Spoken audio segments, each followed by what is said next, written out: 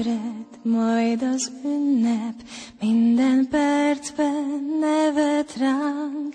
Tud-e bármi szebbet adni, mint a békés nagy világ?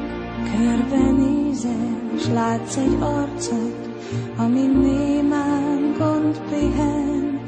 Reményt adhatsz pár mosollyal, hogy a holnap más legyen. Jut még bárkinek a tiszta fényből egy cseppnyi láng, jó kedv helyett. Másod nincs is, ezt add tovább.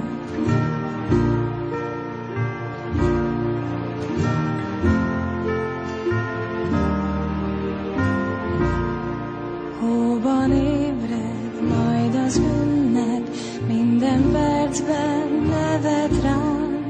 Tud-e bármi szebbet adni, mint a békés nagy világ? Körbenézel, s látsz egy házat, itt a napfény elkerül. Kopog csendben, meleg szívvel, úgy már nem lesz egyedül. Jut még bárki. Mahulányi József Esperes plébános urat, aki eljött advent első vasárnapján ünnepélyes keretek között megáldani a falu adventi koszorúját és a gyertyákat. Köszönöm szépen az önkormányzat tagjainak is, hogy itt vannak közöttünk, polgármester urat, alpolgármester urat, szintén nagy szeretettel köszöntöm, és képviselő urat is. Köszönöm szépen!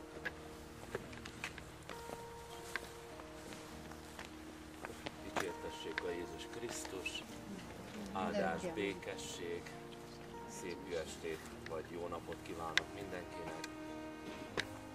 Egyházunkban, mind a két egyházban, ugye a katolikus, mind a református egyházban is ma egy új időszakot kezdtünk,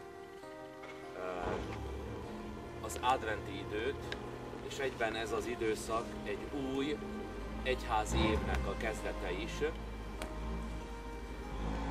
Örömmel jöttem el ide, mint tavaly is, hogy megáldjam a falunak az adventi koszorúját és az idehozott adventi koszorúkat is. Istenünk, Te teremtettél mindent, mert Te vagy a szeretet és az élet forrása. Te fiadban világosságot és életet adsz nekünk, és szent lelkeddel megvilágosított szívünket, hogy megértsük, milyen reményre hívtál meg minket. Köszönjük neked, Istenünk, hogy ebben az évben is megadod nekünk az adventi örömöt, és reményben, bizalommal várhatjuk fiadat, a mi üdvözítőnket. Áld meg ezt az adventi koszorút, ezeket az adventi koszorúkat, hogy mint a remény jelei az örök életre és a szentek közösségére figyelmeztessenek minket, és add, hogy a napokban növekedjünk a Te kegyelmedben. Te világosságként küldted fiadat e világra. Áld meg ezeket a gyertyákat, advent napjai emlékeztessenek minket Jézus Krisztusra, aki minden embert meg akar világosítani. Add, hogy amikor vasárnaponként új gyertyát gyújtunk, újabb erővel növekedjék bennünk Krisztus iránti szeretetünk. Készítsd elő szívünket születésének megünneplésére, és add, hogy egykor színről színre láthassuk fiadat, akit kegyelem és igazság tölt el. Veled él és uralkodik a Szentlélekkel egységben Isten mindörökkön örökké. És imádkozzunk úgy, ahogyan az Úr Jézus Krisztus tanított minket. Mi atyánk, aki a mennyekben vagy, szenteltessék meg a te neved, jöjjön el a te országod, legyen meg a te akaratod, amint a mennyben, úgy a földön is. Minden napi kenyerünket add meg nekünk ma, és bocsásd meg vétkeinket, miképpen mi is megbocsájtunk az ellenünk vétkezőknek, és ne védj minket kísértésbe, de szabadíts meg a gonosztól. Amen. Mert tiéd az ország, a hatalom és a dicsőség mindörökké. Amen. köszöntsük a mi mennyei édesanyánkat is, aki megszülte nekünk az Úr Jézus Krisztust erre a földre, aki a mi üdvözítőnk és megváltó. Üdvözlégy Mária, kegyelemmel teljes, az Úr van te veled, áldott vagy te az asszonyok között, és áldott a te méhednek gyümölcse Jézus. Asszonyunk Szűz Mária, Istennek szent anyja, imádkozzál érettünk bűnösökért, most és halálunk óráján. Amen. Kedves testvéreim, mint tudjuk, az adventi koszorúnak a kialakulása egy protestáns családhoz fűződik, méghozzá egy evangélikus lelkész házaspárnak volt ez a találmánya, hogy egy ilyen nagy szekérnek a kerekét bevitték a gyönyörű nagy szobájukba, és azon a nagy szekér keréken, amit egy asztalra rátettek, annyi gyertyát helyeztek el, amennyi napja van adventnek, 21 néhány, ez ugye minden évben egy kicsit változik, nem egyforma. Most különben elég hosszú az adventi idő, mert még a 4. vasárnap után egészen csütörtökig ünnepeljük, hiszen akkor lesz karácsony estéje. Van úgy, hogy advent 4. vasárnapján van már december 24-e, ilyen is előfordul, hogy reggel elmondom a szentmisét, vagy az esperesül az Isten tiszteletet, aztán este pedig már ugye van a karácsonyi szentmise.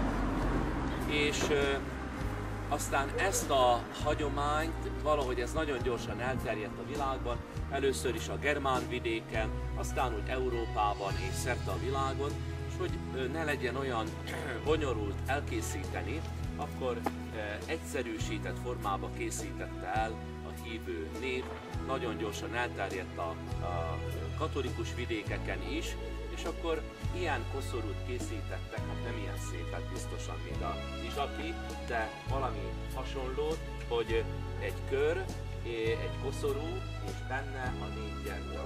Na most ugye azért itt ennek a koszorúnak megvan a maga jelentősége, hogy ez nem egy adventi dísz, hanem adventi koszorú. Ugye a koszorú az a végtelenséget jelenti. Úgy, mint amikor esküvőkön megáldom a jegyeseknek a jegygyűrűjét, és ez a jegygyűrű valójában a végtelenséget jelenti, az örökké valóságot, hogy nincs kezdete, nincs vége, hogy örökké tartson az a házasság.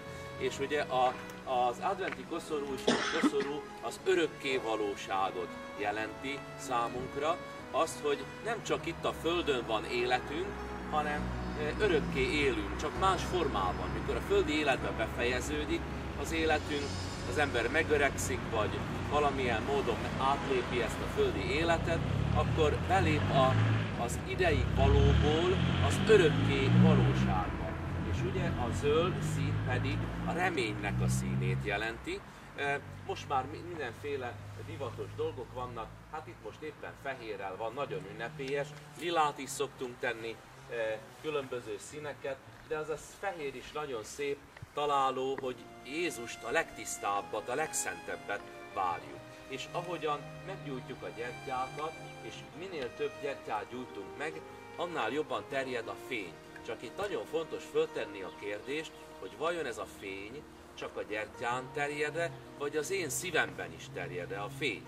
Hogy bennem is többe a szeretet, többe a jóság, több a megbocsátás, több az irgalom. Tehát annak lesz igazán szép karácsonya, aki készül ebben az időben. És csak hálás tudok lenni mindazoknak, akik elkészítették ezt a koszorút, hogy azért aki itt elmegy ezen a kedves településen, itt úgy mondhatjuk, hogy a főtéren, annak azért valami eszébe jut, hogy karácsony jön, és a karácsony alatt mi keresztény emberek azt értjük, hogy Jézus születése nem csak az, hogy a szeretet ünnepe, meg a jóság ünnepe, így is ki lehet fejezni, de konkrétabban kell beszélnünk, és világosabban a mai világban, hogy igenis a karácsony az az Úr Jézus Krisztusnak a születése.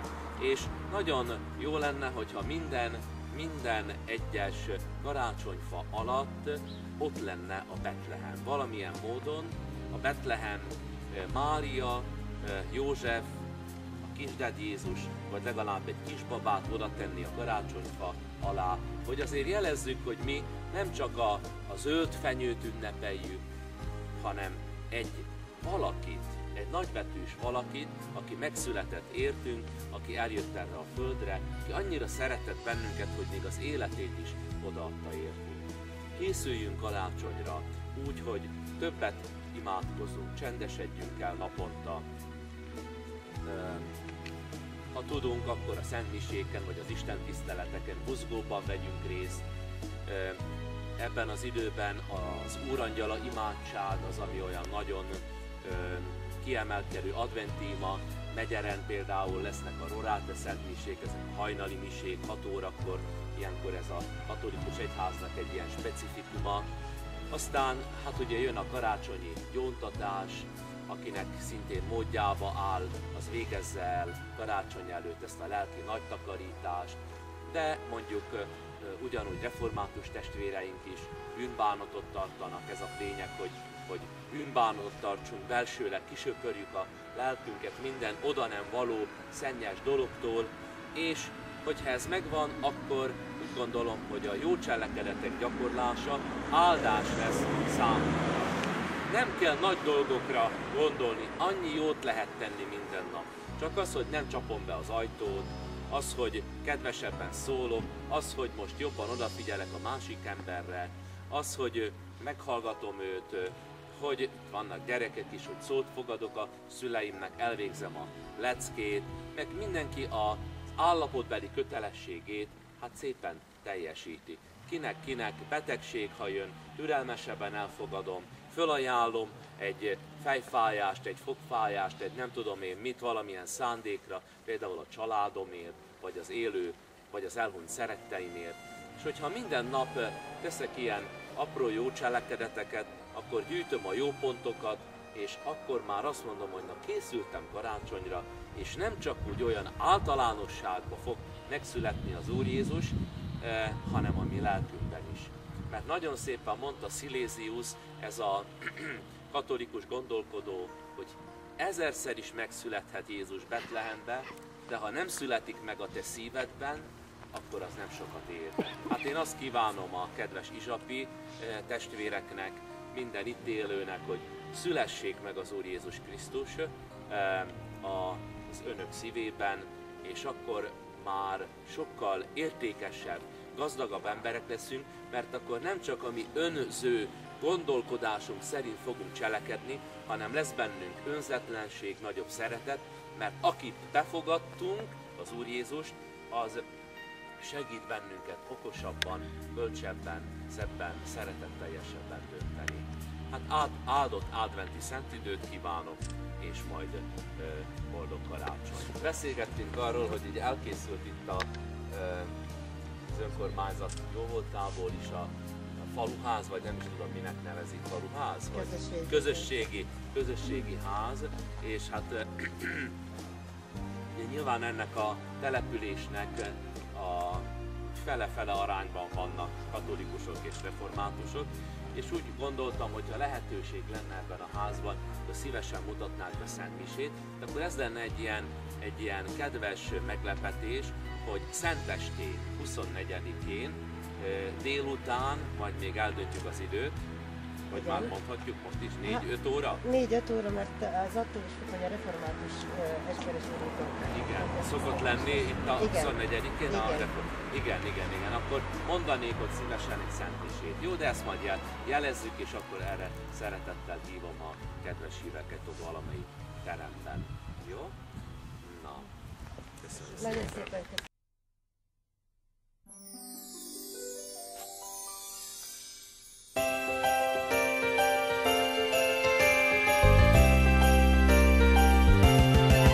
A vasvég tetején lakik rég egy rénszarvas legény. A szürke patás, csak ő húz így szán, senki más. Lehet hó, lehet tél, szalad vágtat az égen, bárhogy fúj a szél. Se sarka, se sár, jó Jövős tőle az óra már, mert játék ország szíve mélyén folyton hull a hó. Elkél hát egy hosszú horgosság, bár csak látnál tél a hó, és húzna gyorsan rá.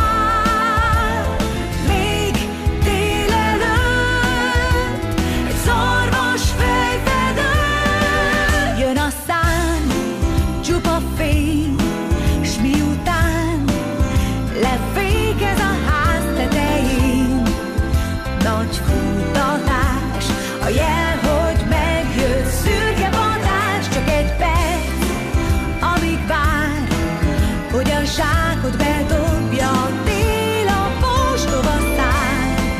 A téli tájon át már nyúzza húzatlan nódiát, mert játék ország szíve mélyén folyton hull a hó. Elkél hát egy hosszú horgosság, bár csak látnál tél a hó, és húzna gyorsan rá. Még délelőtt egy szarvas fejfedő. Záróztok, gyerekek? Nincs valakivel egy papír zsebbi.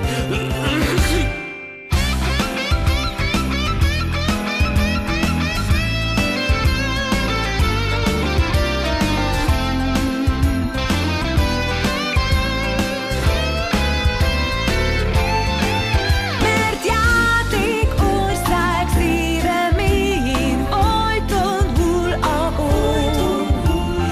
Elkél hát egy hosszú horgosság, bár csak látnál tél a hó, és húzna gyorsan rá. Még délelőtt egy szarvas fejfedő. Havas vég tetején lakik rég egy rénszarvas legény. A szürke patás csak ő húz így szán, senki más. Lehet hó, lehet tél, szaladgálhat az égen, bárhogy fúj a szél. Se sapka, se sár, jövős tőle az óra már, jön a szám, csupa fény, s miután lefékez a ház tetején, nagy fújtatás, a jel, hogy megjött szürke vadás.